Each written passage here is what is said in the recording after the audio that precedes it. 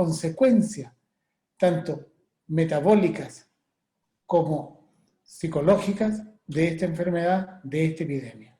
Si revisamos la literatura, nos vamos a encontrar con que los índices más altos de mortalidad, ya los trabajos de China, se refirieron a los pacientes cardiovasculares, más allá de un 10%, así como los diabéticos, cerca de un 7%.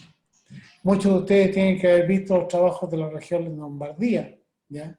Donde era claro que el 85% de los pacientes con obesidad requirieron asistencia ventilatoria mecánica y el 62% de los pacientes obesos falleció. Esos números son los del principio y esos números son los que nos llaman a tener una alerta. Hoy día en la noche quiero presentar, con mucho orgullo, a un gran diabetólogo, no sé si se podrá decir metabólogo, ¿ya? Un hombre que ha dedicado desde siempre su historia a la ciencia y a preocuparse del metabolismo y fundamentalmente de la diabetes. El doctor Aníbal Donoso, quienes lo conocen, se tituló de médico cirujano en diciembre del año 2000 en la Universidad de Chile. Se mantuvo ahí hasta que sacó su título en medicina interna y finalmente, en el año 2013, terminó recibiendo su título de especialista en diabetología en la Universidad Católica de Chile.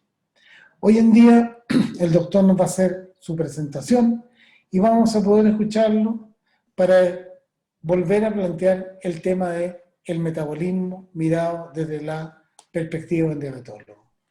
Doctor, le entrego la pantalla, le entrego el público, estamos ansiosos, bienvenido a este webinar, aprovechémoslo, es usted parte de una serie de webinars que Farminvest está promoviendo en la constante formación de los médicos y de la gente de la salud.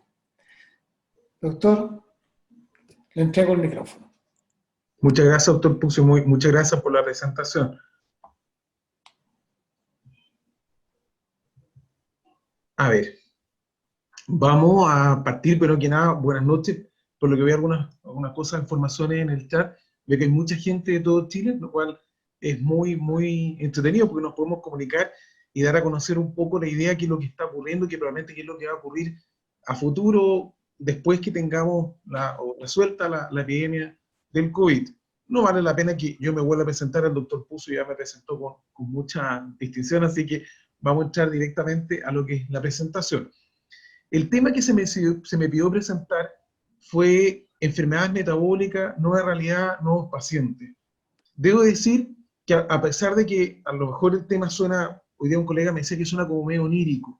¿En qué sentido? Hay que pensar que todavía estamos en curso con esta pandemia, todavía no tenemos resuelta ni hemos encontrado una solución a la pandemia, por lo tanto, no es mucha la literatura ni la evidencia que tenemos con respecto a qué es lo que va a ocurrir con las enfermedades metabólicas. Lo que sí tenemos y que hemos visto, y que sobre todo en este periodo de desconfinamiento, hemos observado que nuestros pacientes crónicos, en mi caso, que yo soy diabetólogo, mis pacientes diabéticos están llegando tremendamente descompensados y con altas alteraciones metabólicas. Así que traté de revisar lo que es la literatura y ver un poco, aplicarlo a la realidad local y también aplicarlo a la realidad, sobre todo lo que es atención primaria, en el fondo, cómo vamos a solucionar y cómo vamos a enfrentar esta tremenda carga que se nos viene encima. Viene una carga enorme después del coronavirus, porque probablemente vamos a estar muy sobrecargados de trabajo, con una gran demanda asistencial y con muchos pacientes que nos van a exigir soluciones. Así que partamos con el tema.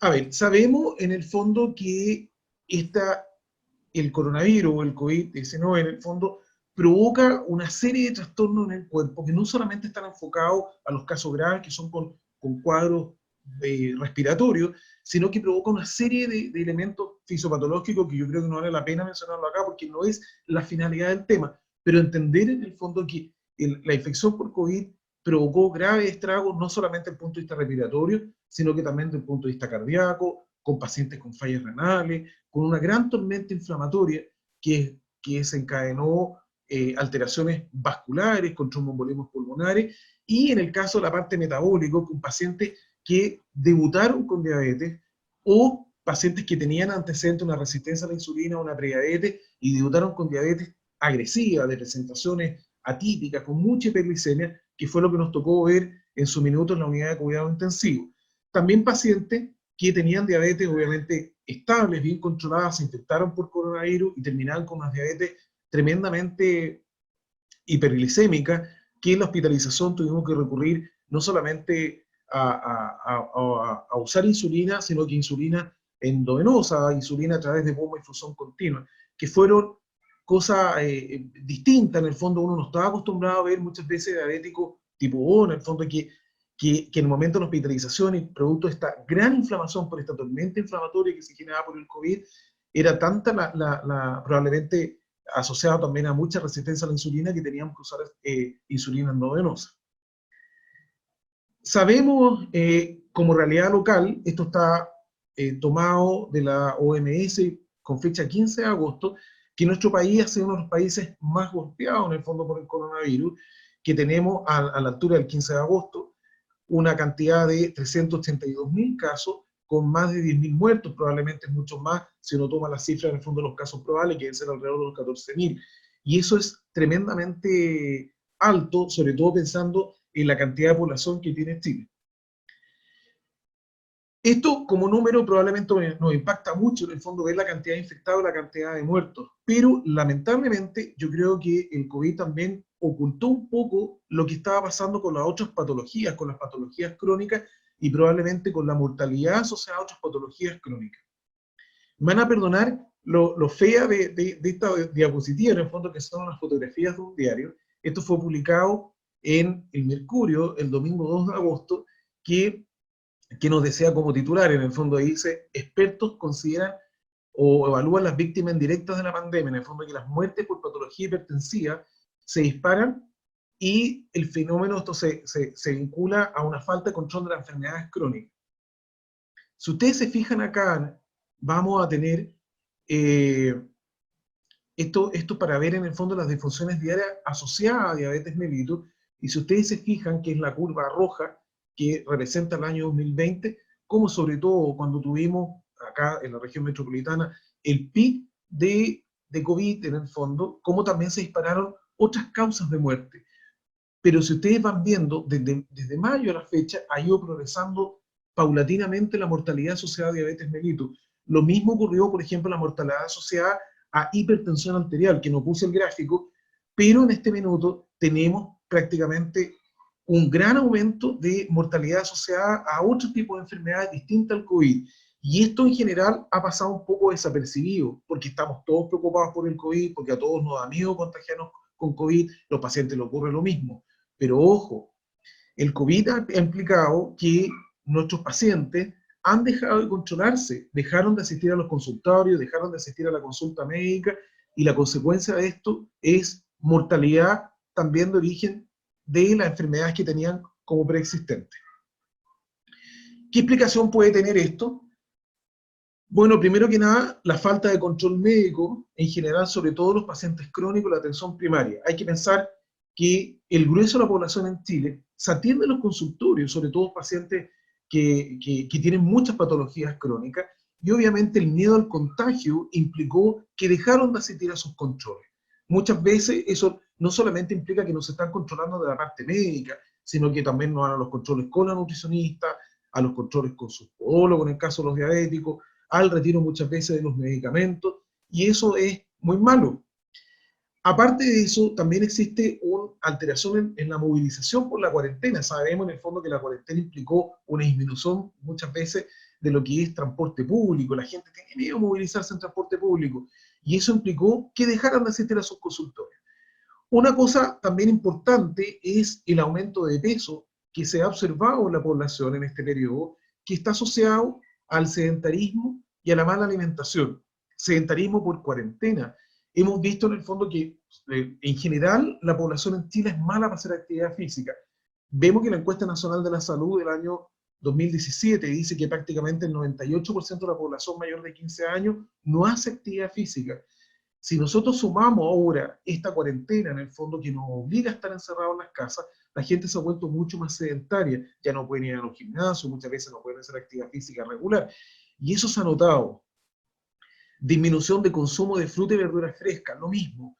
Obviamente, la imposibilidad muchas veces de asistir a comprar directamente o al supermercado o a las ferias libres, por también miedo al contagio o porque se le agotaron los permisos temporales para ir a comprarlo, implicó que obviamente había que comer lo que hubiera a mano. Y eso que había a mano muchas veces son alimentos que no se echan a perder, que duran mucho más tiempo y que son alimentos más procesados, fideo, arroz, pasta en general, o alimentos que carecen de fruta o de verduras frescas. Y el aumento también de alimentos ricos en hidratos de carbono y en grasa. Hemos visto también que la gente ha usado y abusado lo que es el delivery, sobre todo de poder comprar alimentos, por ejemplo, hamburguesas y cosas por el estilo, que se las pueden venir a dejar a la casa y que obviamente tienen mucho menor riesgo de contagio. Todo esto se ha asociado a un aumento de peso. También una cosa no menor, y que lamentablemente yo creo que es bueno y es malo en el sentido de que nuestra población cada vez tiene mucho mayor acceso a, a información médica. Por lo tanto, esta información médica mal interpretada o mal leída o mal analizada desencadena en que muchas veces la gente le da miedo seguir con su tratamiento. Vamos a revisar más adelante en algún minuto una información que se curó con respecto a algún tipo de tratamiento para la hipertensión que implicó que muchos de nuestros pacientes dejaron de usar sus fármacos. Y también abandono de tratamiento farmacológico, desinformación. A mí me tocó ver muchos pacientes en este periodo que dejó su tratamiento para la diabetes porque pensaban que por el hecho de estar encerrado en la casa y que aparentemente estar comiendo más sano, sin la presión muchas veces de la parte laboral, iba a implicar que iban a tener un buen control de la diabetes, lo cual no fue así. Y también un grupo no menor es la falta de acceso a la terapia. También la gente muchas veces no fue a retirar sus fármacos a los consultorios, o incluso los mismos pacientes que estaban en GES dejaron de ir a retirar los medicamentos a las farmacias por temor al contagio, y eso significó también descompensación de las patologías de base. Y una situación que es tremendamente importante es el aumento de las patologías de salud mental asociadas a la ansiedad y el estrés. Hay un aumento del apetito por ansiedad, hemos observado que la gente está tremendamente ansiosa, comen sin hambre, comen solamente por apetito, como un afán de regular esa ansiedad, ese problema que se está dando de, de incerteza lo que viene a futuro, no sabemos qué va a pasar con la situación económica, qué va a pasar con la misma pandemia, hay también esta misma preocupación política que hay en el país y la gente está más ansiosa y está comiendo más. Y también hemos observado que hay un aumento de los trastornos de conducta alimentaria, sobre todo lo que son atracones, a comer muchas veces gran cantidad de comida en poco periodo de tiempo, y eso ha significado aumento del peso. Les voy a mostrar acá para que vean en el fondo cómo negativamente ha influenciado el conocimiento que se entrega a través de las redes sociales o la misma noticia con respecto a que pueda influir en aumento de las patologías crónicas o la descompensación de las patologías crónicas, sobre todo en lo relativo a abandono de tratamientos farmacológicos. Ustedes se acordarán que por ahí, por febrero o marzo, empezó a circular la información de que algunos tipos de tratamiento para la hipertensión arterial, como eran los fármacos, los hipotensores, los IECA, los ARA-2, podrían aumentar la posibilidad de hacer una infección mucho más grave por COVID.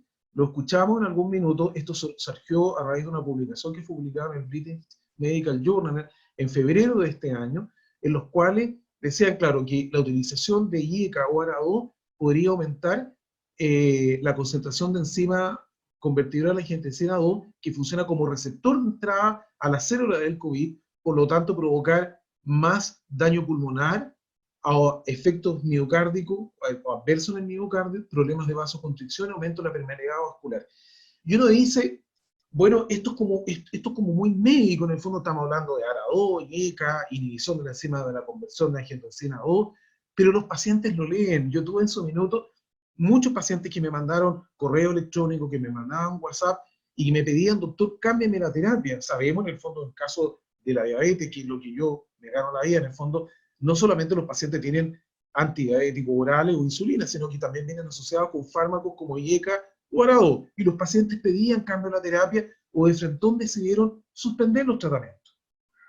¿Qué pasó? Que al poco tiempo después, prácticamente al mes, la Sociedad Europea de Cardiología publicó un metaanálisis en el fondo que demostró que a través de 4 trabajos, que fueron casi puros trabajos publicados por chinos, en el fondo, sobre todo que estaban mucho más avanzados en relación a la pandemia, que los pacientes que mantuvieron su tratamiento con IECA o ARA2 demostraban tener mucho mejor sobrevida o mejor outcome en relación a infección por COVID. Por lo tanto, eso bajó un poco la presión que había en el fondo de los pacientes por suspenderlo, incluso de los mismos médicos. Nosotros, dentro de la Sociedad Chilena de Diabetología, tenemos un WhatsApp de los diabetólogos y nosotros estamos también muy preocupados. Decimos, bueno, si esto es verdad, tenemos que cambiárselo, tenemos que esperar. Uno mismo pensaba, ¿habrá que suspenderlo? En mi caso, yo soy hipertenso, yo tomo un ARA2, entonces también nos decía, bueno, ¿será necesario cambiarlo? Esto nos dio un poco más de información. Pero ¿cuál es el problema? Y eso ustedes lo habrán visto, que el paciente no siempre, este tipo de información, aunque se aclare médicamente, le sigue dando vuelta. Entonces, implicó que los pacientes suspendían su terapia, pensaban en el fondo que sus terapias tradicionales para la hipertensión le iba a dar un cuadro de infección respiratoria mucho más grave, y eso, si no se le explicaba claramente, y más encima pensando que no estaban asistiendo a las consultas, implicó hipertensiones arteriales que se descontrolaban. Bueno, el Ministerio de Salud tomó también carta en el asunto y sacó una normativa explicando que este tipo de tratamiento eran seguros, en el fondo que no había ninguna necesidad de cambiarlo, e incluso en pacientes que estaban debutando con hipertensión, uno les podía indicar un IECA, un ARA2 con toda tranquilidad, porque no iba a aumentar negativamente el riesgo de que un paciente tuviera un cuadro pulmonar grave por COVID. Así que bien importante esto en el fondo, tener en claro que nuestros pacientes están expuestos y que buscan activamente información, y esa información, si no es bien interpretada, repercute negativamente en la salud de ellos. Bueno, pasando un poco más a lo que nos convoca en el fondo, qué es lo que va a ocurrir y qué es lo que probablemente vamos a observar una vez que pase esta pandemia, una vez que pase. Ahora en este minuto estamos en una especie de, yo le digo a mis pacientes, veranito de San Juan, pero vemos en el fondo de que todavía esto no se ha terminado, y en este periodo que se está empezando el desconfinamiento, ¿qué es lo que hemos podido observar en los pacientes que están volviendo a la consulta? Y que probablemente ustedes los van a observar cuando vuelvan a su consulta.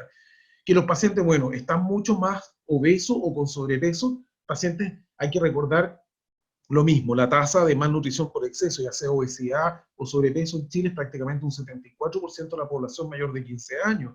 Y eso probablemente va a aumentar por efecto pandemia. La otra cosa, una disminución de la masa muscular. Por lo mismo, el sedentarismo, los pacientes en el fondo se movían poco, están mucho más tiempo encerrados por la cuarentena, y el hecho de estar haciendo también trabajo en domicilio, pasan largos periodos de tiempo en el computador, y eso provoca disminución de masa muscular, descompensación de hipertensión o debut de hipertensión arterial, descompensación de diabetes o debut de diabetes, dislipidemia. Por lo mismo, en el fondo también me tocó ver muchos pacientes que han suspendido las terapias para la dislipidemia pensando que les podía hacer mal en caso de un contagio con COVID, aumento del tabaquismo. Esto también se ha observado, pacientes que fuman más en cantidad o que tenían antecedentes de un tabaquismo que estaba suspendido, pero la ansiedad pudo más y nuevamente empezaron a fumar.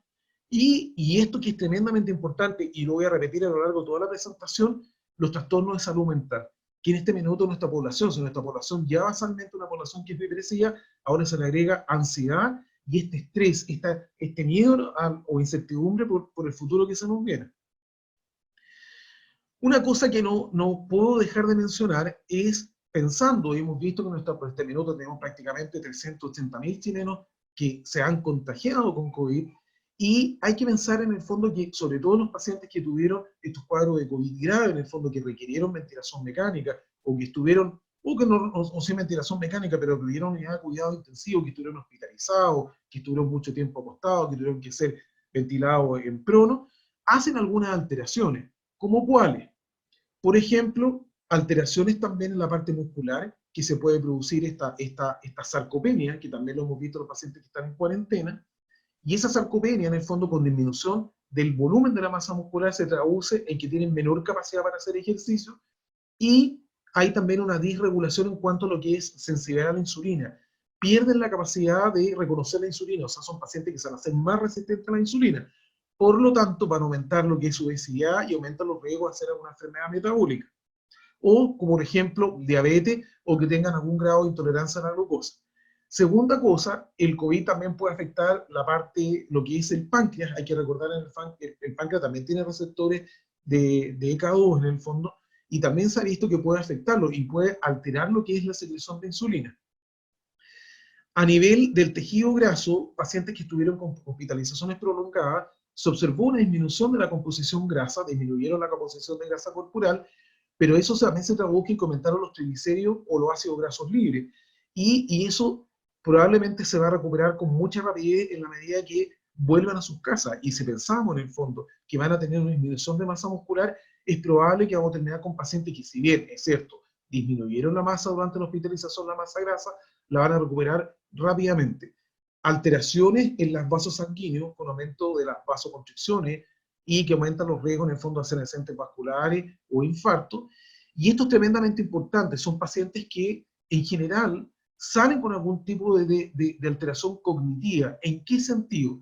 Son pacientes que tienen mayor sensación de hambre, hay una disminución de la capacidad de regular el apetito, aumento en los atracones, que lo hemos visto, hay una especie de disminución de la motivación para hacer ejercicio, probablemente un poco gatillado por la ganancia de peso y la pérdida de masa muscular, y también aumento en los trastornos como depresión, ansiedad o estrés postraumático, que eso también se ha visto, sobre todo en gente que tuvo COVID, aunque sea con cuadros leves, tienen un medio horrible en el fondo de volver a contagiarse. Entonces, si nosotros nos vemos en el fondo qué es lo que está ocurriendo con la curva epidemiológica de COVID, en el fondo, en este minuto estamos en un post-peak, en el fondo, que estamos esperando el segundo pic, y si ustedes ven en el fondo en relación al segundo pic, no sabemos la intensidad con que va a venir. Lo que hemos visto en los países de Europa, en el fondo, que están, bueno, están más adelantados que nosotros la pandemia, es probable que a lo mejor no va a ser con tanta intensidad como el primer pic, pero sí probablemente va a implicar nuevamente una alta tasa de hospitalización, un nuevo resurgimiento del miedo en la población de asistir a los controles médicos, y obviamente todo lo que esto implica. Este tema, en el fondo, que se me pidió presentar, yo creo que todavía es un poco precoz pensar en esto, en el fondo, lo que es post-pandemia. No sabemos, en el fondo, una vez que pasa el segundo pic, y que probablemente en esta línea que está acá va a implicar una vacunación, cuando tengamos una vacuna, y ahí va a venir lo que es post-pandemia, que ahí probablemente todo lo que hemos hablado, todas estas alteraciones metabólicas, de peso, de hipertensión, de dislipidemia, van a estar mucho más acentuadas. Y una cosa no menor es que cuando esto pase, ya está pasando un poco ahora en el fondo que estamos en el post-peak en el fondo, esperando el segundo peak, pero cuando ya tengamos una post-pandemia, vamos a tener no solamente una atención primaria que probablemente va a tender un poco a colapsar, porque todo el mundo se va a querer volver a controlar, sino que también en los mismos hospitales.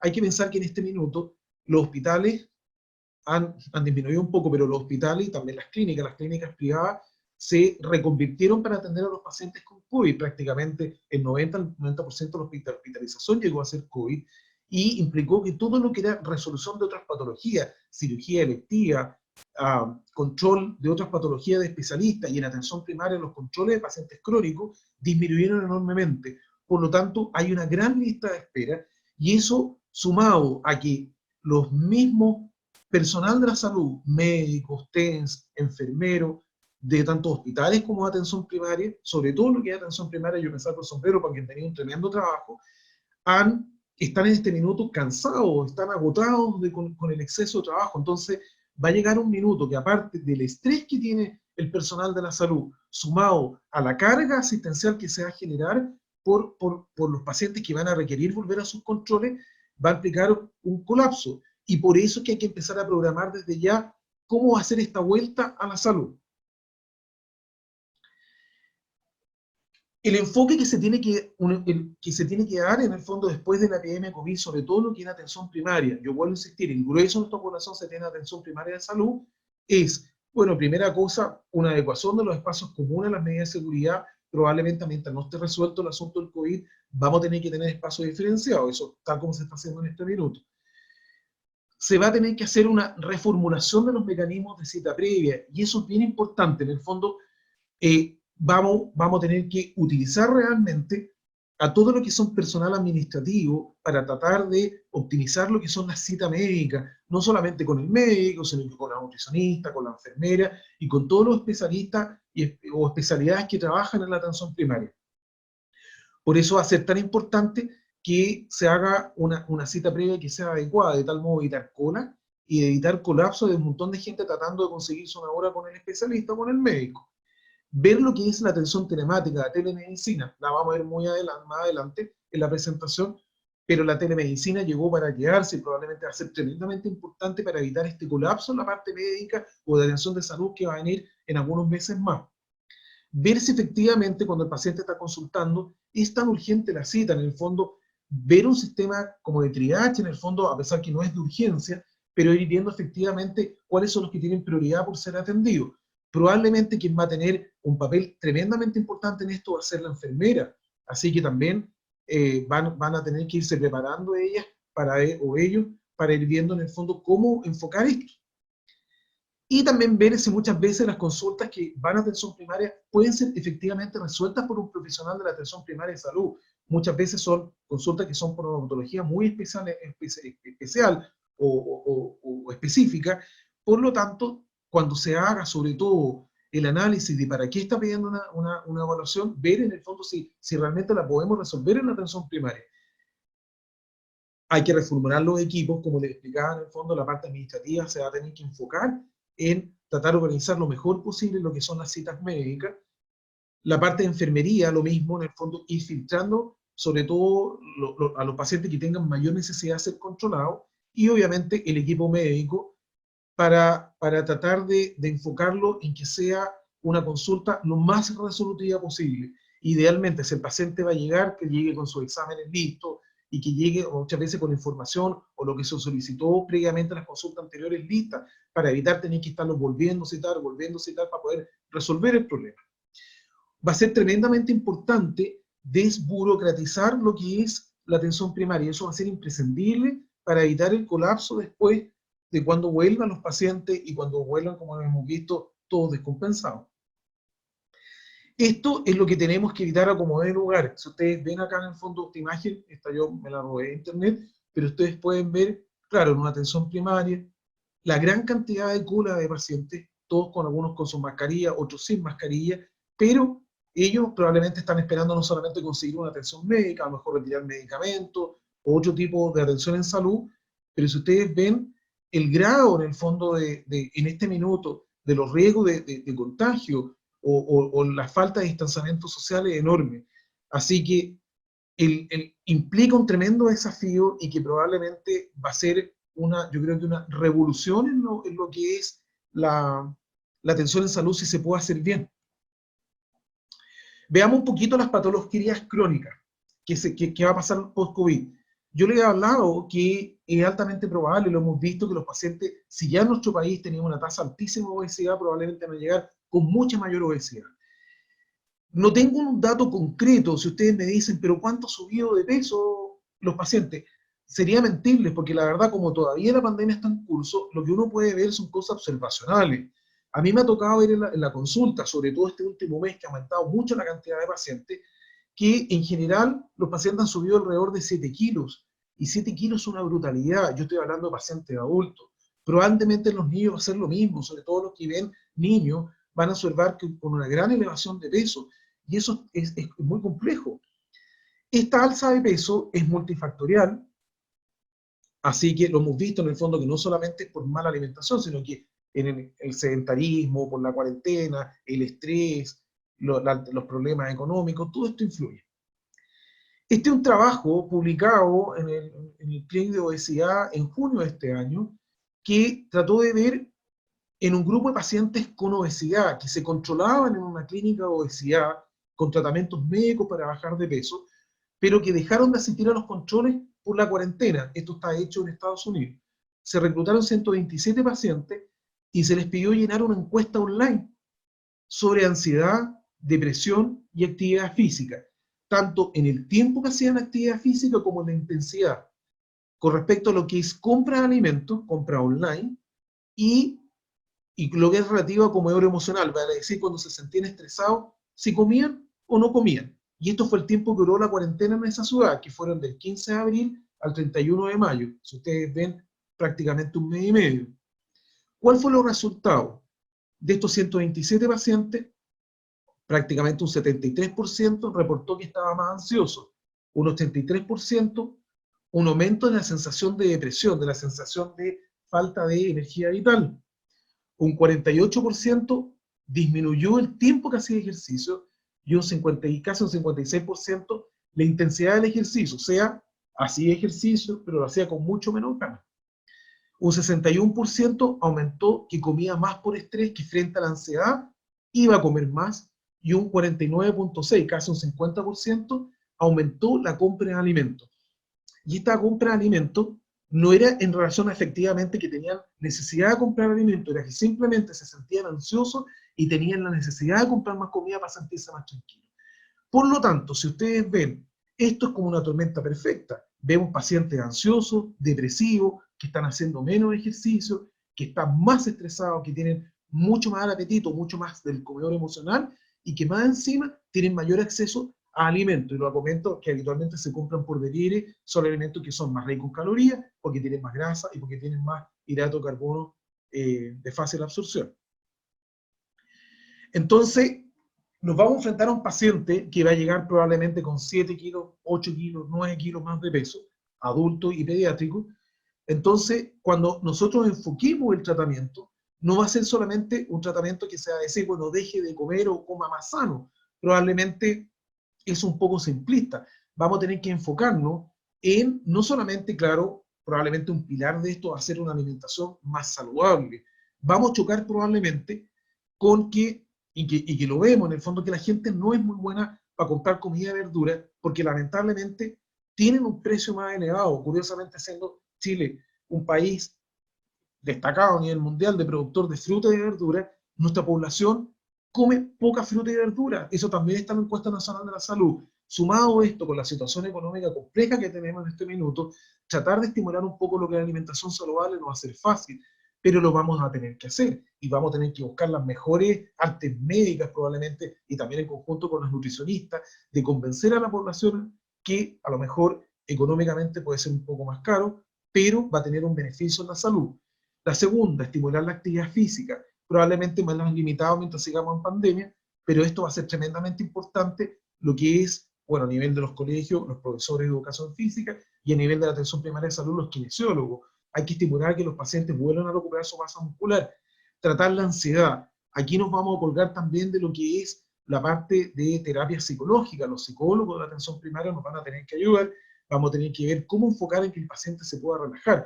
A lo mejor no va a ser tan fácil. ¿Por qué? Porque hay que pensar en el fondo que, vuelvo a insistir, a lo mejor vamos a superar la pandemia, a lo mejor va a haber una vacuna, vamos a estar todos más tranquilos sin el riesgo de infectarnos, pero se nos viene una crisis económica que ya está en curso, que toda la cantidad de población tiene mucha cesantía, pero vamos a tener que probablemente desarrollar estrategias, protocolos, de ver cómo enfocar el asunto de la salud mental en nuestra población. Y obviamente tratar otros trastornos de ánimo como la depresión. Hay que recordar que nuestros pacientes en general, sobre todo en Chile y sobre todo en adultos mayores, son tremendamente depresivos. Por lo tanto, el tratamiento como enfoque terapéutico tiene que ser por todo el equipo médico, no solamente el médico, sino que por las nutricionistas que nos van a ayudar bastante, los kinesiólogos, los psicólogos y las enfermeras que se me olvidó colocarlo ahí. ¿Qué pasa con otras patologías crónicas? Pensemos en la dislipidemia. En general, tampoco cuento con evidencia. Si ustedes me preguntan qué ha pasado con la dislipidemia, también sabemos que en Chile la tasa de dislipidemia es más del 30% de la población mayor de 15 años. No tenemos una evidencia concreta para saber si efectivamente el paciente está más dislipidémico. Pero si vemos que el paciente está más obeso, que está más sedentario, que tiene peor alimentación, es probable que haya aumento también de la dislipidemia. En todo caso, los tratamientos habituales para la dislipidemia, sean no solamente con tratamiento o con pauta de alimentación o con cambio de estilo de alimentación, sino que con fármacos de fácil uso como son las estatinas, los fibratos, en general, y si uno pensemos en COVID, no ha demostrado riesgo en pacientes que se puedan infectar con COVID o que hayan tenido COVID. por lo tanto su uso no debería ser descontinuado. Esto es bien importante porque, como yo les decía, los pacientes, como tienen tanto acceso a la información médica, habitualmente pueden suspender fármacos o pensar que están tomando tanta cosa que les puede hacer daño. Hay que usarlos con confianza porque en general hasta el minuto no han demostrado problemas. Y es más, esto está publicado en una cosa que es más antigua, el año 2004, pero en el caso de las estatinas son fármacos que tienen un efecto pleiotrópico, o sea que pueden tener efectos distintos a lo que se pensó. Sabemos en el fondo, y beneficiosos, que están tratadas para disminuir lo que es colesterol, pero también tienen efecto en disminuir lo que es trombosis, mejorar la disfunción endotelial, disminuir la proliferación endotelial, y en el caso de los mediadores inflamatorios, disminuye la producción de interleuquina 6, factor de necrosis tumoral. Por lo tanto, en pacientes que en este minuto, pensando que aún no hemos superado la pandemia, que puedan tener COVID, no tiene indicación de suspensión porque incluso se plantea que puedan tener un efecto benéfico en regular la inflamación asociada al COVID. Por lo tanto, uno lo puede usar con toda tranquilidad. En el caso de los fibratos, bueno, yo menciono el fenofibrato, ¿por qué? Porque es un fármaco que se usa habitualmente para tratar la hipertrigliceridemia. La ventaja que tiene es que se puede asociar estatina con toda seguridad porque no tiene riesgo de randomiolisis. ¿Y por qué lo menciono? Porque desde julio a la fecha han salido hartos reportes, sobre todo algunos reportes israelíes y por algunas instituciones de salud en Estados Unidos, que podrían utilizarse también como parte del tratamiento del COVID al ayudar a transformarlo en un resfrío común. No es la idea hablar de COVID, yo me pido disculpas en esto, pero lo menciono porque cada vez, como esta cosa es tan desconocida, tenemos cada vez elementos en el fondo que nos orientan a pensar que por lo mejor hasta el surgimiento de la vacuna podemos tener otros elementos que nos ayuden a poder manejarlo mejor. Esto está publicado en una universidad israelí, en el fondo que eran pacientes que, si ustedes ven, algunos diabéticos que reciben algunos tipos de medicamentos, y en el caso de los pacientes que tenían fibrato, tenían una disminución de la carga viral, por lo tanto, sus cuadros pulmonares se transformaban en cuadros pulmonares simples, prácticamente en un resfrío común. Entonces ha salido alguna literatura pensando que podrían ayudar como citorreguladores, como mediadores de la inflamación. Pero esto es más que nada para que lo tengan presente, que a pesar que nuestros pacientes pueden estar polimedicados, no toda esta polifarmacia puede ser dañina. Al revés, probablemente tienen algunos beneficios adicionales. ¿Qué pasa en el caso de la diabetes? Aquí me voy a explayar un poco más porque yo soy diabetólogo y la diabetes es lo que me apasiona a mí toda la vida. En el contexto de esta alza de peso que se ha observado, es esperable, bueno, que los pacientes con diabetes se descompensen. Yo lo he visto en la consulta, como les digo, en este último mes. Hemos tenido pacientes, sobre todo algunos que están con antidiabéticos orales y hipoglicemiantes orales, que han llegado tremendamente descompensados, sobre todo también los que usan insulina. Pese a que uno piensa que son pacientes que usan insulina que deben ser capaces de autorregularse, pero la verdad es que eso no ha sido así. Recordemos que la diabetes es una enfermedad que es dinámica, va cambiando con el paso del tiempo. Va cambiando porque los pacientes empiezan a perder la capacidad de producir insulina y la insulina cada vez no solamente es más escasa, sino que es de peor calidad. Por lo tanto, hay que irlo ajustando con el paso del tiempo. Si pensamos en un paciente que se nos desaparece de la consulta, por lo menos por 6 meses, es probable que tengamos pacientes más descompensados y que puedan tener mucho mayor daño en algunos órganos blancos. Y los pacientes que han hecho más complicaciones son los pacientes en el fondo que tienen peor control, los pacientes que están usando insulina, los pacientes que están con insulinopenia o los que ya tienen algún daño en un órgano blanco, ya sea por daño micro o macrovascular. Esta diapositiva, si ustedes se fijan acá, y a mí me gusta harto mostrarla, sobre todo en las clases con los alumnos de pregrado, hay que pensar que la diabetes, como yo les digo, es una enfermedad que es evolutiva. Y si uno ve en el fondo que independiente del tratamiento, la célula beta, que es la célula productora de insulina, tiene una declinación y sigue declinando con el paso del tiempo. Independiente que nosotros le pongamos mucho pino en el tratamiento, podemos tener tratamientos espectaculares con fármacos modernos, pero en algún minuto de la evolución los pacientes van a requerir insulina. Y por eso es tan importante ir haciendo ajustes en la terapia. Y por eso es tan tremendamente malo que los pacientes se nos pierdan de la consulta por mucho tiempo, porque van a llegar descompensados. Entonces, en el caso de pacientes que están con terapia farmacológica habitual, pensemos en la atención primaria, que son pacientes que utilizan metformina, sulfonilureas, como la glibenclamida, que se utiliza mucho en la atención primaria, y que van a llegar probablemente con mal control metabólico, no hay que dudar en caso de progresar la terapia. Y eso es tremendamente importante. En la atención primaria tienen acceso a insulinas basales, insulinas EPH, que en general son de muy buena calidad, Por lo tanto, no hay que tener miedo en progresar la terapia. A lo mejor pueden ser cosas temporales. Hay que pensar que si el paciente llegó más obeso y llegó más sedentario y se recupera su vida normal, a lo mejor una terapia con insulina puede ser temporal, hasta que pueda recobrar un peso adecuado.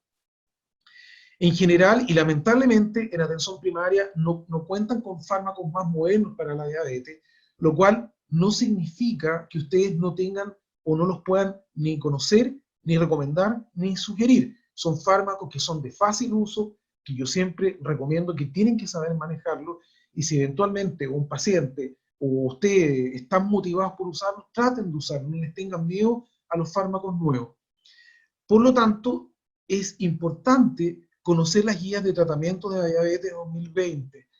Hay una guía muy bonita que fue publicada este año, en el fondo, que enfoca el tratamiento de la diabetes. Esto es publicado por la Asociación de Diabetes Americana con la Guía Europea de Diabetes, en el paciente, sobre todo los pacientes que tengan más peso o que tengan patologías cardiovasculares previas. O sea, es como abrir un poco la mirada, no enfocarse solamente en las guías ministeriales, que no es que sean malas ni mucho menos, pero también conocer que existen guías que nos hablan de fármacos más modernos y que probablemente nos van a permitir tener un paciente mucho más controlado. Estas son las guías. Yo no aspiro a que las conozcan, pero quiero mostrar en el fondo de que tenemos una gran cantidad de alternativas terapéuticas y con muy buenas sugerencias cuando haya que usarlas. Por ejemplo, en pacientes que tengan enfermedad cardiovascular establecida o que tengan una enfermedad renal crónica, aparte de los cambios de estilo de vida, aparte de la metformina que se puede utilizar, tenemos 8 elementos. Medicamentos de la esfera de los análogos GLP-1 o los inhibidores SGLT2, de estos glucosúricos. En el caso de pacientes que no tengan enfermedades cardiovasculares establecidas, están también catalogados qué tipo de fármaco podemos usar, inhibidores de PP4. Y en el caso de pacientes que necesitan perder peso, también tenemos fármacos que no solamente nos regulan muy bien la glicemia, sino que nos van a ayudar en la baja de peso, como son análogos GLP-1 o los mismos glucosúricos. Y también, por ejemplo, cuando tenemos que optimizar el costo. En esta guía americana, claro, ellos plantean el uso de sulfonilurea, probablemente no es la misma clenclamida que usamos acá en Chile, sino que ellos se mencionan a la glimepiridina, que es una sulfonilurea un poco más avanzada, pero a pesar de que yo no soy muy partidario de la sulfonilurea, no me gustan mucho, pero si lo que tenemos a mano y tenemos que lograr un buen control, probablemente hay que usarla con poco dolor de mi alma, sí lo reconozco, pero hay que usarla, pero hay que tratar de agotar todos los medios que tengamos para poder lograr un buen control en el paciente diabético. Lo importante es esto, entonces saber en el fondo que tenemos una gran cantidad de fármacos modernos que podemos usar no solamente para ayudar al paciente a bajar de peso, para lograr una estabilidad cardiovascular o para minimizar los riesgos de hipoglicemia, sino que también, y el concepto ese, si bien es cierto, a lo mejor no podemos tener acceso para todos los pacientes, agotar todos los recursos que tengamos en la atención primaria, desde los fármacos, vuelvo a insistir, si hay que insulinizar, no tengan miedo a usar la insulina es un fármaco seguro y fácil de usar. Y lo segundo es esto de acá, no olvidar la importancia de la nutricionista, por eso pongo acá una imagen de la nutricionista, porque nos va a ayudar enormemente a regular lo que es la alimentación en el paciente. Por eso es que tenemos que trabajar como equipo. En el fondo, si uno empieza a actuar por sí solo, es poco probable que podamos resolver algo. La idea es tratar como equipo para poder resolver los problemas que nos vamos a enfrentar. ¿Qué pasa en el caso de la hipertensión arterial? Lo mismo. Esto está tomado del DEIS, en el fondo, que es lo que nos entrega la información con respecto a lo que es índice o indicadores de salud de estadística. Si ustedes se fijan, lo que es muerte, principalmente aquí habla de enfermedad cardiovascular, pero cuando hace un análisis número, principalmente son pacientes asociados o fallecidos a causa de hipertensión. Y si ustedes ven, esto obviamente está un poco corto porque estamos recién, esto está publicado hasta julio, pero lo que es mortalidad por hipertensión ha aumentado bastante. Por lo tanto, es la misma explicación que hemos visto para otras patologías. Lamentablemente, sedentarismo, obesidad, mala alimentación, abandono de terapia, ha causado esto. ¿Qué soluciones plantean? Si uno revisa la literatura, en general, una de las grandes recomendaciones que se están dando es tratar de implementar un sistema de monitoreo domiciliario de presión arterial. Y esto uno dice, ¿y será fácil de implementar? Probablemente sí. A lo mejor implica un gasto, probablemente nuestra autoridad de salud a lo mejor no van a querer mucho, pero implica un gasto en el sentido de poder darle a todo paciente hipertenso un monitor de presión arterial que se controle la presión en la casa. No son elementos caros por lo demás, que nos permita en el fondo mejorar las mediciones durante el día, permite evaluar los efectos del tratamiento. Nosotros muchas veces damos un tratamiento, pero no sabemos hasta muchos meses más adelante si el tratamiento es efectivo o no. Es fácil de implementar. Y la otra cosa que es súper importante, que nos permite que el paciente se involucre en su tratamiento. Un paciente que tenga un medidor de presión domiciliario, probablemente el hecho de que se esté controlando va a implicar que va a ver su presión y va a saber exactamente si está descontrolado o no está descontrolado. Eso permite mejorar la adherencia y mejorar las tasas de control de la presión arterial. Yo creo que esto es muy bueno. ¿Por qué? Porque, vuelvo a insistir, vamos a tener una avalancha de pacientes exigiendo atención médica y no vamos a ver cómo van a llegar, sobre todo en el caso de la presión, probablemente lo que vamos a ver es la toma de presión que le vamos a hacer en la consulta médica. Pueden haber algunas desventajas, claro, en el fondo mediciones erróneas, que los pacientes no sepan tomarse la presión, a lo mejor van a usar un equipo que no está validado, por eso es tan importante de tratar de que sea una campaña a nivel ministerial, o que tomen por su cuenta hacer cambio en el tratamiento, a lo mejor se encuentra la presión muy baja y dejan de tomarse los remedios, pero son los riesgos. Lo que se ha visto, y que probablemente el hecho de que logren hacerse controles domiciliarios, va a mejorar la adherencia en el tratamiento. Entonces, para que logremos un éxito en la atención médica, sobre todo lo que es la atención primaria, hay que establecer una revisión, mejora y elaboración de protocolos, si no vamos a tener un colapso, vamos a tener que protocolizar todo.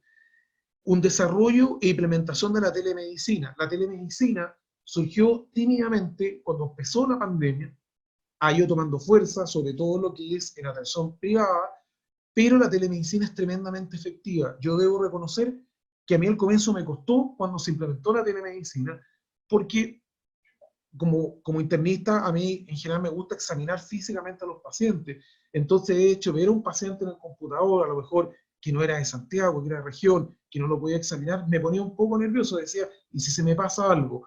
Pero la verdad que sobre todo en estos tiempos que está disminuida la movilidad y que muchos pacientes no pueden viajar, o al revés, que están en sus casas, que tienen movilidad reducida, es una muy buena alternativa. En este minuto ya me convencí que es una muy buena alternativa, ya como que le perdí el miedo a no poder examinarlo, y, y eso probablemente va a permitir tener mucho mejor control del paciente en domicilio.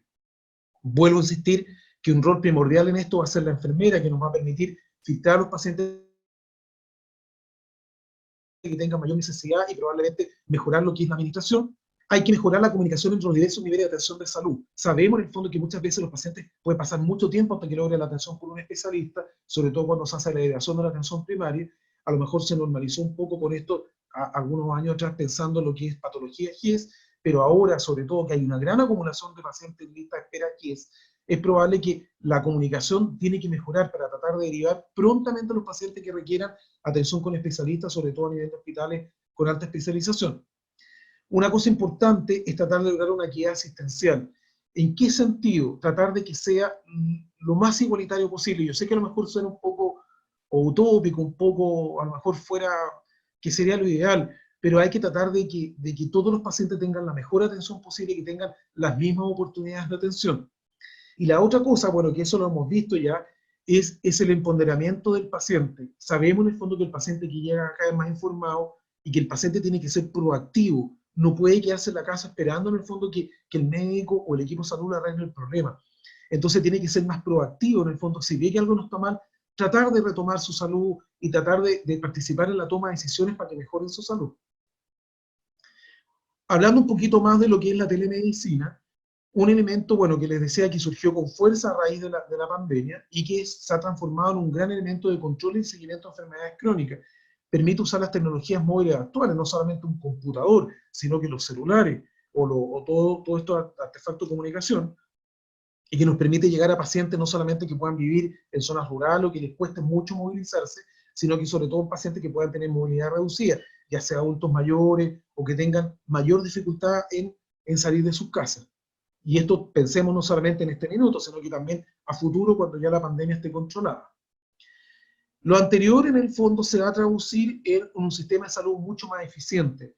Por eso, en este minuto, yo creo, a lo mejor, pensando que todavía estamos en una pandemia y que estamos esperando un segundo pic, probablemente cuando ya estemos en post-pandemia, vamos a tener que tener implementado este sistema de telemedicina, y el sistema de telemedicina es lo ideal, en el fondo, que sea implementado en la atención primaria. Nos va a facilitar el acceso más expedito, en el fondo, y para prevenir que los pacientes nos lleguen con complicaciones, que nos lleguen a colapsar el sistema de atención. Y aparte, que cada vez tenemos más elementos que nos permiten hacer monitoreo y con el caso de la glicemia en tiempo real, y el uso de sensores o la entrega de estos tomas de presión en domicilio. Por lo tanto, eso va a permitir una mejor salud no solamente en calidad, sino que también de un menor costo. En este minuto, lo que es salud pública en el país, sobre todo en atenciones en hospitales de especialidad, en hospitales terciarios, vemos pacientes que llegan con enfermedades tremendamente complejas, que tienen hospitalizaciones prolongadas y que salen muy caros para el área público, en el fondo, lograr una solución. Pero si nosotros logramos implementar esto, que probablemente a lo mejor tiene su costo inicial, probablemente vamos a tener un beneficio a futuro. ¿Por qué? Porque vamos a evitar que esos pacientes colapsen en un hospital con patologías que son de larga resolución y que son muy caros para el área nacional. Así que esperemos, y yo creo que sobre todo en nuestras autoridades de salud, hay una idea, y se ha visto, que tienen la idea de poder establecer esto, que sea una cosa transversal.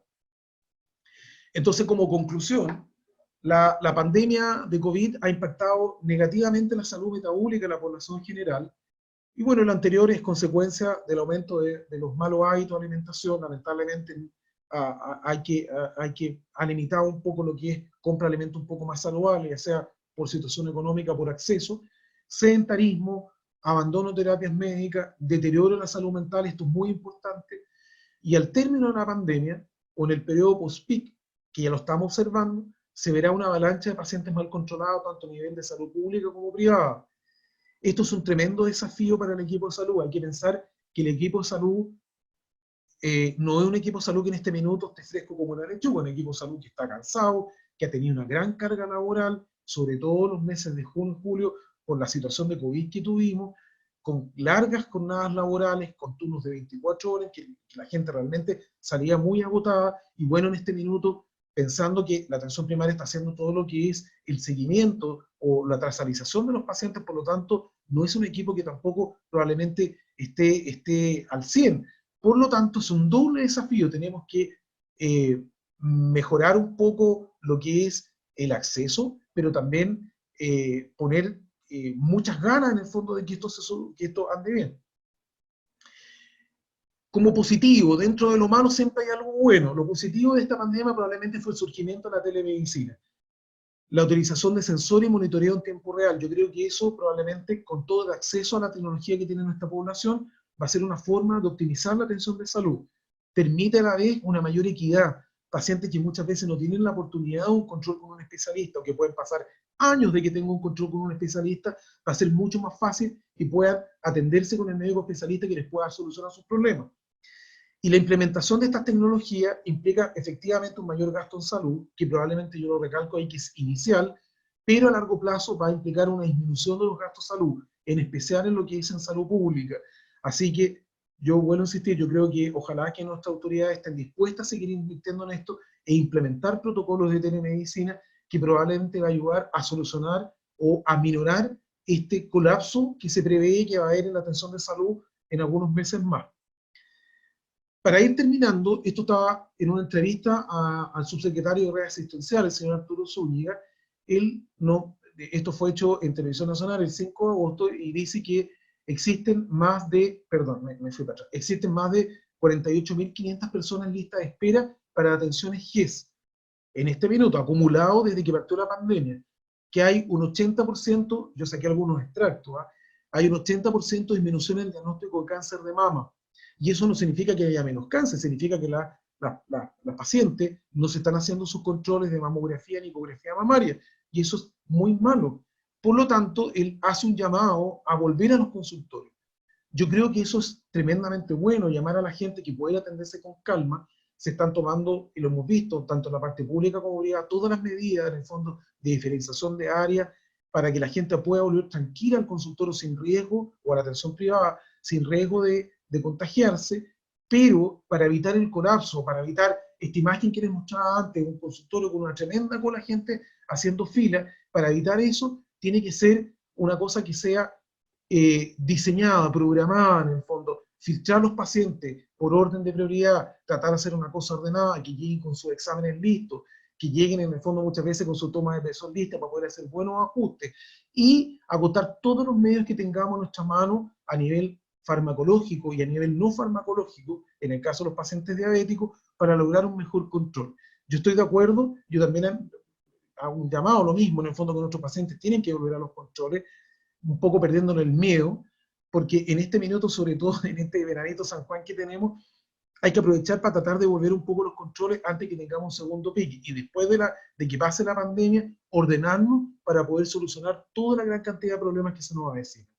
Y con eso termino. Así que agradezco mucho su atención, lamento a lo mejor si me excedí un poco en el tiempo, pero como les explicaba, es un tema largo, con poca información, porque hasta el minuto no hay mucha literatura, uno habla más bien un poco del corazón y lo que ha visto, pero es lo que yo les quería contar, y que probablemente nos va a tener en algunos meses más un poco por las cuerdas, y que no logramos planificar un poco la atención para lo que se viene. Así que muchas gracias por la atención. Muchas gracias, doctor. Realmente ha sido una presentación impecable, muy aclaratoria. Por lo que estaba viendo, ya hay dos preguntas que me voy a permitir leerlas para el público porque ellos no las ven, ¿ya? La primera dice: ¿puede ser positivo el uso de la liraglutida en pacientes obesos por la pandemia y que no son diabéticos y sí son resistentes a la insulina? El segundo habla de un reciente estudio en Jerusalén y Nueva York que mostró que el hallazgo principal fue que el virus evita el catabolismo de carbohidratos y como consecuencia grandes cantidades de lípidos se acumulan dentro de las células pulmonares, una condición que el virus necesita para reproducirse, ¿ya? Además de esto, ¿ya? Está el hecho de que el fibronil, entre los medicamentos que están para detener este proceso, se está planteando por la Universidad de Jerusalén y el Mount Sinai en Nueva York, ¿ya? Al respecto. ¿Qué opina usted de eso? Nuevamente hay otra pregunta de Joné Mema, que dice: ¿qué experiencia tienes con Hanumet comparado con los otros glucosaminoides del MinSal?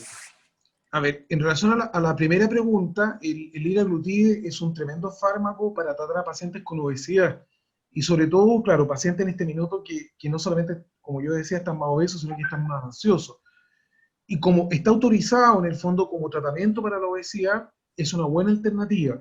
Tiene algunas limitaciones. Una es el costo, que lamentablemente no es un fármaco barato. El segundo es el asunto que es inyectable, por lo tanto el paciente tiene que ser entrenado para poder usarlo. Y el tercero, que igual es un fármaco que, a pesar que es muy útil y que es muy bueno en su eficacia, tiene que ser filtrado en cuanto a la utilización. No es para todo el mundo. Hay que pensar que es un fármaco que bajo riesgo, en el fondo se asociaba unas veces a pancreatitis, puede tener reacción adversa como náusea o vómito, o en el caso de nuestra población, que somos una población que tiene mucho cálculo biliar, puede provocar cólicos biliares, colecistitis aguda o incluso pancreatitis de origen biliar. Por lo tanto, antes de utilizarlo, siempre es bueno descartar un poco que no tengan patología biliar. Pero como tratamiento para la obesidad en estos tiempos es una muy buena alternativa, yo estoy absolutamente de acuerdo, y se está utilizando bastante, porque es como matar como tres pájaros un tiro. Nos ayuda para la obesidad, te ayuda un poco a controlar el apetito y también nos regula lo que es resistencia a la insulina, así que es muy buen medicamento. Bueno, en relación a la segunda pregunta, claro, efectivamente lo mencioné yo a grandes rasgos, pero en el caso del fenofibrato o el fibronil de marca comercial ha demostrado en estos estudios que, claro, tiene este efecto metabólico que lo que hace es disminuir la carga viral en el fondo a través de esta alteración en la parte celular. Lo que sí, claro, son cosas que están recién reportándose. Estos fueron reportes prácticamente de julio. Probablemente falta un poco más de evidencia en cuanto a lo que es en pacientes. Pero yo creo que hay que tenerlo en consideración probablemente en los meses que faltan, si efectivamente son buenas alternativas, va a ser muy bueno como tratamiento para evitar que este sea un fármaco, que sea una enfermedad de presentación agresiva. Y en el caso del Hanumet, en el fondo, el Hanumet es una mezcla de sitagliptina con metformina, es un buen medicamento, pero la sitagliptina, siendo un buen medicamento, es un medicamento que si bien hace bien para la diabetes, es más bien neutro en lo que es protección cardiovascular y peso. Por lo tanto, si tenemos en este minuto pacientes que son con más obesidad y que probablemente puedan tener mayor riesgo cardiometabólico, probablemente no es la primera indicación. Probablemente la primera indicación no va a ser solamente los cambios de estilo de vida y eventualmente la metformina, sino que van a venir otros fármacos antes, como son o los análogos de GLP-1 o los inhibidores de SGLT2, los glucosúricos. Vuelvo a insistir, los inhibidores de PP4, como en el caso del Hanumet, son buenos fármacos, pero si uno quiere optimizar un poco sobre todo lo que es obesidad y disminuir el riesgo cardiometabólico, probablemente los otros dos fármacos mencioné son mejores, ¿ya? Ojo, aquí me preguntan con respecto del MinSal. Claro, si yo tuviera, obviamente, en la canasta del MinSal, la metformina, la glibenclamida y la sitagliptina, probablemente me quedaría con la sitagliptina y la metformina. A mí, como yo les decía personalmente, una cosa muy, muy personal, a mí las sulfonilureas no me gustan mucho, pero vuelvo a insistir, si eso es lo único que tenemos, tenemos que usarla, obviamente con criterio, ¿ya? Para evitar riesgo de hipoglicemia en nuestros pacientes. Hay otra pregunta que está en el chat, en que el doctor Hernán Palma dice: agradezco su presentación, preocupante aumento en niveles de triglicéridos, colesterol total, como de peso acorde a lo explicado por usted. Riesgos reales de rhabdomiolisis por uso simultáneo de fibrato y estatina. El costo de fibrotina, por ejemplo, es muy elevado. Doctor Hernán Palma, médico de familia, gracias. Sí, lo que pasa es que, bueno, se sabe sobre todo lo que son, fibratos de primera generación, como son el genfibrosilo. En general, la recomendación es no asociarlo con estatina porque tienen riesgo de rhabdomiolisis. Probablemente el riesgo no es muy alto, pero existe. Entonces, en general, yo me acuerdo cuando yo era becado de medicina, cuando se hacían estas asociaciones, sobre todo en hospitales que probablemente no había otras alternativas, lo que tratábamos de hacer era explicarle a los pacientes eventualmente la asociación negativa que podía haber y en general en los controles de examen siempre les pedíamos un control de creatina quinasa.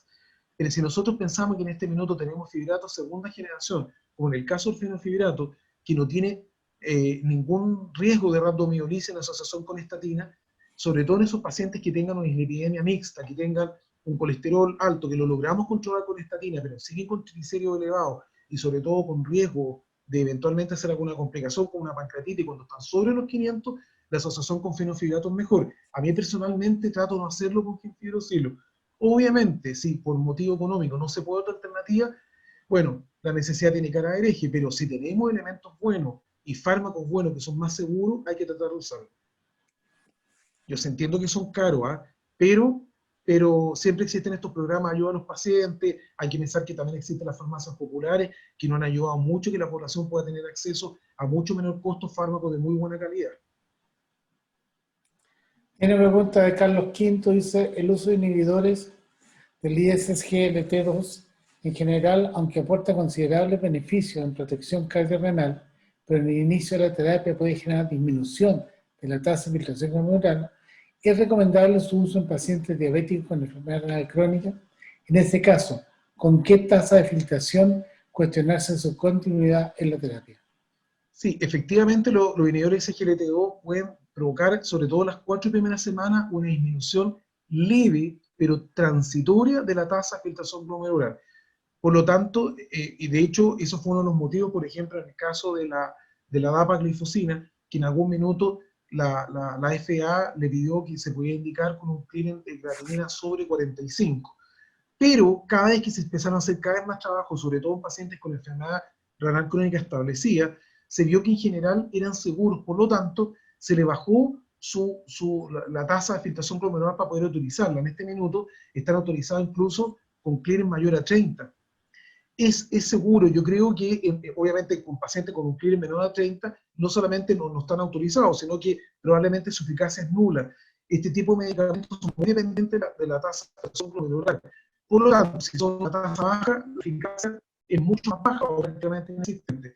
Entonces, en pacientes, por ejemplo, que tengan un clínico de 50, uno es esperable en la primera semana, la depuración tiende a disminuir, pero está seguro, habitualmente ya de la cuarta, quinta semana adelante se normaliza. Entonces, pacientes que tengan un clearance solo 30, uno lo puede utilizar sin ningún problema, ¿ya?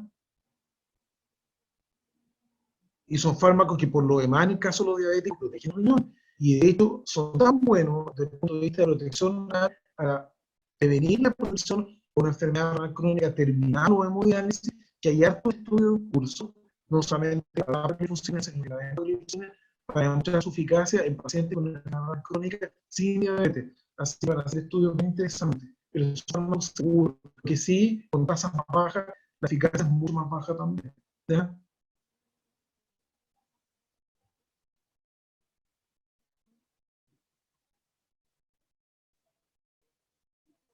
Aquí hay otra pregunta que dice, en caso de HDL por debajo de la referencia, si no decía, sin hipertensión, nada más de dieta y ejercicio, ¿qué recomienda fármaco? No. En general, antiguamente estaban el ácido nicotínico, que se utilizaba para aumentar el HDL, con todas las complicaciones que tenía, el FAT, que los pacientes se tenían la grada roja, pero la verdad que hay algunos estudios que demostraron en el fondo que no es de mucha utilidad en cuanto a subir el HDL y a prevenir eventos cardiovasculares, sobre todo pacientes que ya había tenido un evento cardiovascular, el ácido nicotínico y desapareció del mercado. Así que la práctica, en general, la gran recomendación es que los cambios de la dieta, que son el ejercicio, los cambios de alimentación, y probablemente, sobre todo en esos pacientes que tienen un HDL bajo, pero asociado también al triglicérido elevado, probablemente el hecho de tratar los triglicéridos altos nos va a implicar un alza del HDL.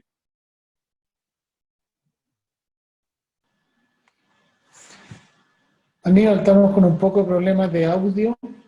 Parece que tu Ah, internet está medio inestable.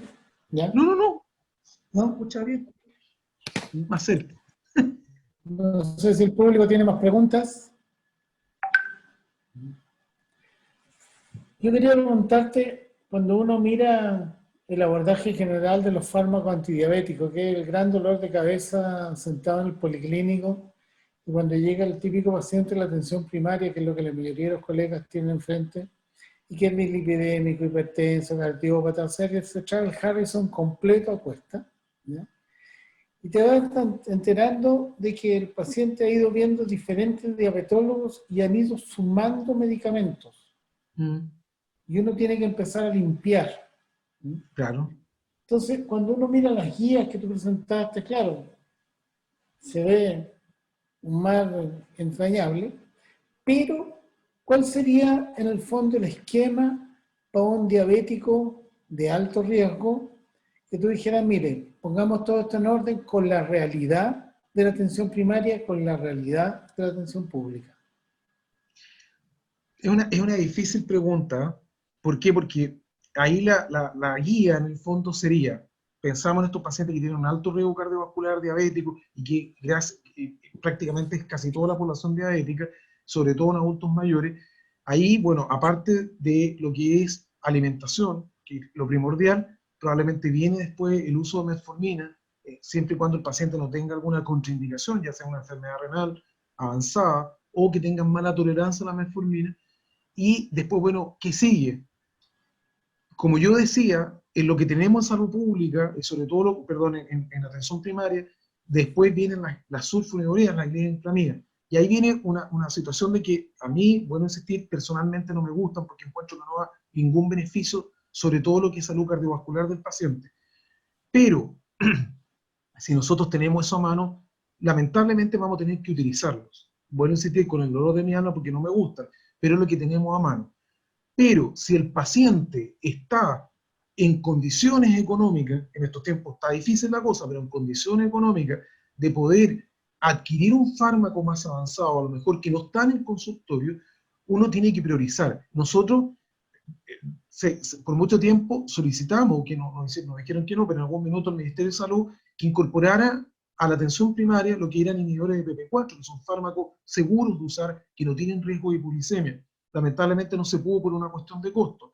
Pero, vuelvo a insistir, si uno tuviera que priorizar ahí, y no estamos logrando un buen control metabólico, yo vuelvo a insistir, hay que tratar de llegar a un fármaco que sea bueno para todo. En este minuto, si es una cosa fácil de usar y que tiene un costo más bien intermedio, y que yo vuelvo a insistir, están con cobertura en lo que es farmacias populares, son los inhibidores de SGLT2, los glucosúricos, que son muy buenos fármacos. Yo entiendo que no están en la canasta, en la atención primaria, pero vuelvo a insistir, hay que tratar de recomendárselo a los pacientes, ¿ya? Pero no es una pregunta fácil de responder. No es fácil de responder porque, vuelvo a insistir, tengo como el alma dividida, o sea, tenemos que tratar de usar lo que hay. Yo entiendo la situación económica compleja del país y de los pacientes en general, pero molesta un poco tener que usar fármacos que uno sabe que a lo mejor no son tan buenos desde el punto de vista cardiovascular. Pero, vuelvo a insistir, si el paciente puede hacer un esfuerzo y si nos apoyamos en las farmacias populares, podemos acceder a fármacos de mejor calidad. Los inhibidores SGLT2, por ejemplo. O incluso los inhibidores de PP4, que si bien es cierto no tienen un beneficio cardiovascular, son neutros en cuanto al punto de vista cardiovascular, pero nos permiten un mejor control metabólico, sobre todo en adultos mayores polimedicados, que no tienen reacciones cruzadas y que no tienen riesgo de hipoglicemia. Así que sería una buena alternativa. Hay que convencer a la autoridad de salud que lo inviertan nomás, pero no es fácil eso.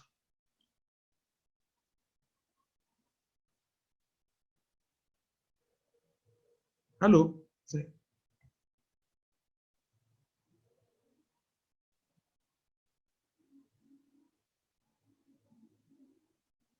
Hola, se cortó.